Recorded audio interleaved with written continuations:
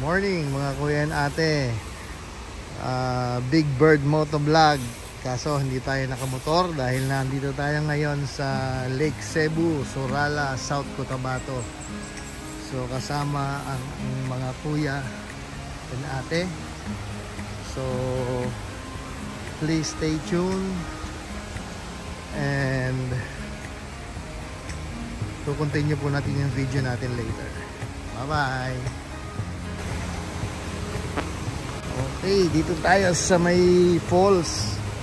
So meron daw ditong dalawang falls, Falls 1 and Falls 2. Later magta-try tayong pumunta sa zipline. Pero I am sure hindi ko kaya yun, i-video ko na lang sila.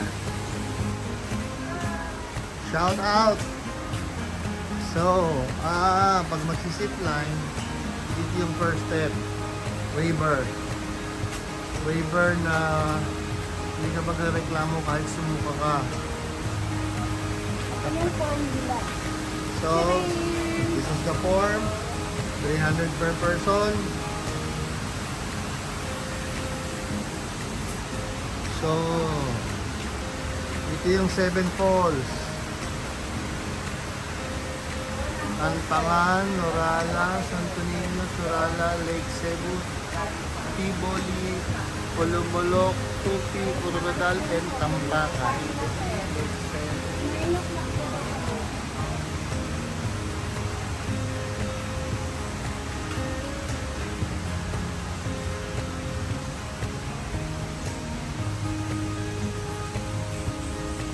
Okay.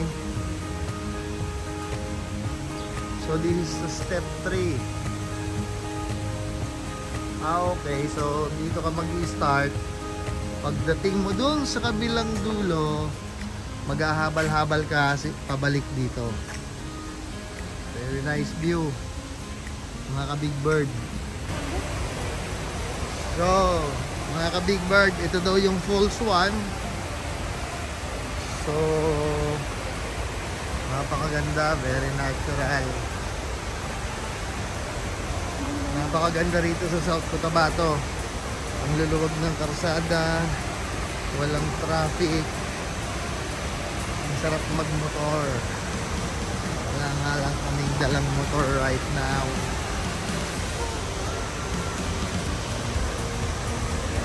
So ito po yung Falls 2 view deck.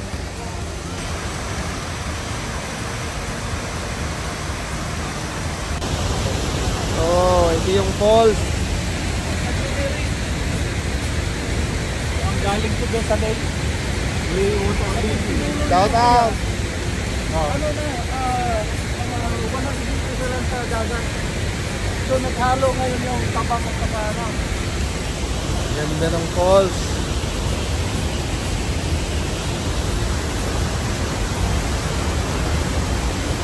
Hindi naman pwede maligo. Wala akong dalang damit.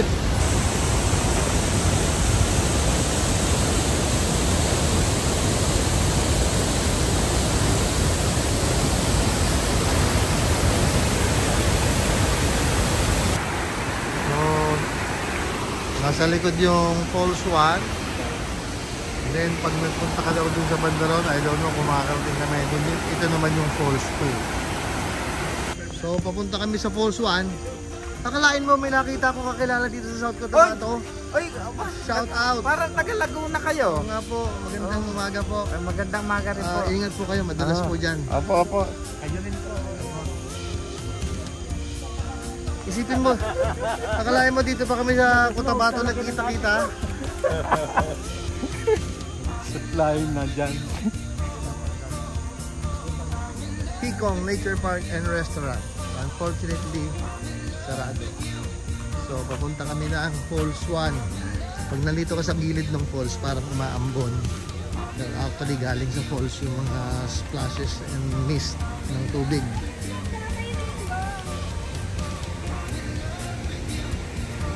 Ayun o, kitang kita ang bahaghari, a rainbow.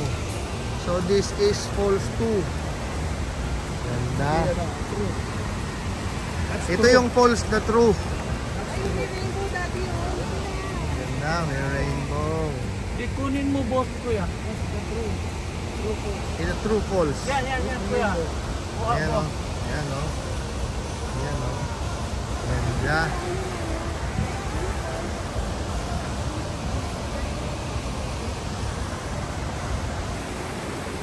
Marami silang tinda rito mga native products of South Cotabato na very affordable. So may mga items na 25 pesos. So mga bracelets, keychains 35. Meron din mga product na for as low as 10 pesos. Meron ka ng pampasalubong.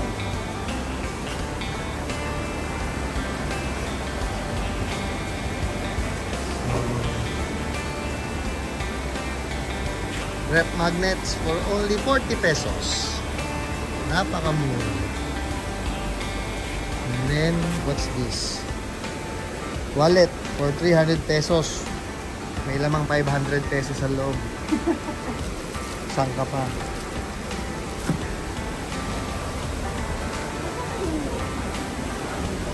So, Lake Cebu, South Cotabato shirts. Wala lang presyo.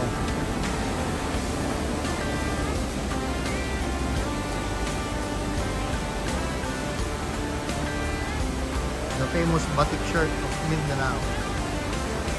So dito nilalagay yung memory card ng camera para pag puno na, kasi pag nag-zipline coming from that side papunta dun sa kabilang side, so may kumukuha ng video and pictures. So yan yung way nila para mapalitan ng memory card. So yung mahirap na trabaho maging simple. Alright, ang galing nila, no? So mga ka-Big Bird, so sasakay sila ng zip line. Ang Lake Cebu zip line is the highest zip line in Asia. So this is stage 3. So the ride station. Ang unang sasakay ay si Kuya Doc, Ronald at si Ate France. So the first one. Pag-iisipan ko. Kayang-kaya mo yan, Kuya Go. So, preparation. Sino muna po? So, Break mauna si lang Ate one. Franz.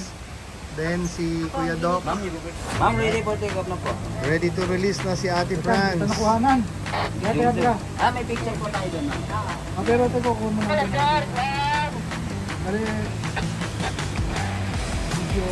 So, nandito sila sa highest zip line in Asia, ang Lake Cebu.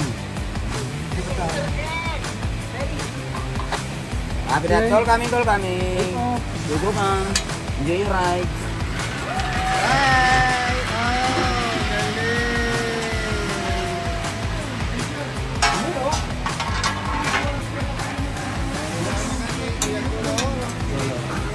Kumakoy pa si Ate Franz. Next is Kuya Doc Ronald. Happy that Ready for release. Yay! Lake Cebu zip line. Sino muna? Apa? Bye, Kuya Doc. Hello, ready to release. Asawa, si Ate Ems. Next to ride. Ready for release. Bye-bye!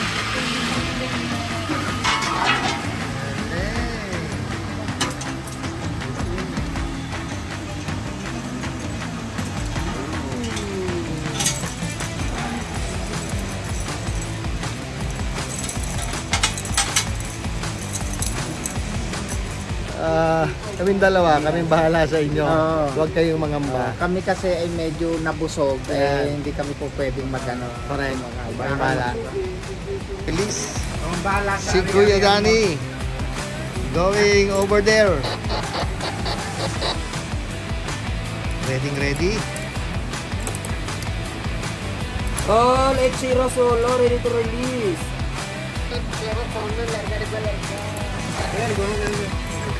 Alright. You know.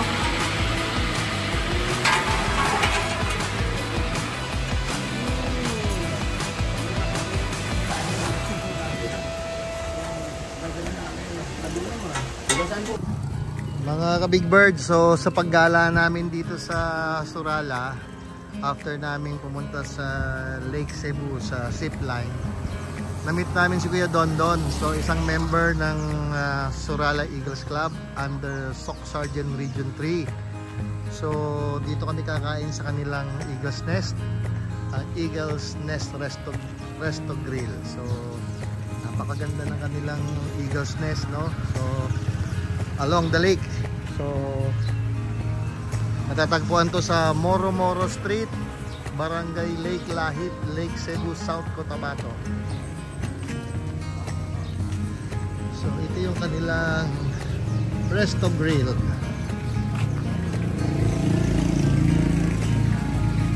So Eagles Nest Resto Grill. Hello po. Ito. Magandang tanghali po, kuya. So nakatagpo po ang Calabarzon, Laguna, Makiling region ng mga bagong kuya dito sa Lake Cebu, South Cotabato.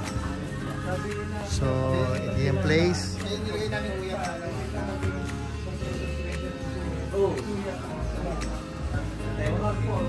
So lahat ng activities nila dito nila ginagawa, including GMMs. So ito ay parang korpo na ng mga members ng Surala Eagles Club.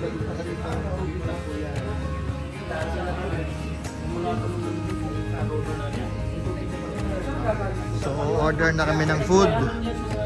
Dito na kami kakain.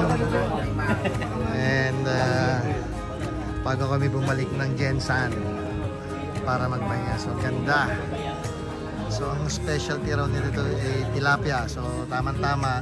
So ilang araw na kaming kumakain ng tuna. So maiba naman. This is marang. First time kong nakakain. At saka ano to? Tawag lang talaga durian. Ate, anong term? Ito naman yung durian. Paborito na. Paborito ni Kuya Doc at ng aking asawa. Yan aphrodisiac. Pero sila na lang sa durian. Yun, no? Tamango. Tamango. Ang itsura nito parang ano eh. Parang bina ano. Dito na lang ako. Oo. Yan. Yan talaga apis lang siya. Na malaki. Ewan ko kung meron yan doon sa Jensen ito, meron to. Pero ito mura ng pagkain ko lang kasi ito. Yes. Yan 50 lang. Sana makadaan tayo. This is ano? 30 pesos. Makadaan tayo. Ito. This is 50 pesos. 50 pesos. Pero Siguro pag sa atin sabi ito, niya, mas mahal. Yeah, look. daw iuwi namin, hindi na nga tulang. Yan, no? Mango. Ayun, no? Sarap. Tamis. So, Tamis. So, yan. yung durian lang. Durian. Wag doon. Durian. Yung mangosteen And panalo. Mara. Panalo kasi. We're going back to Gensan. So I will end this vlog here. Bye bye.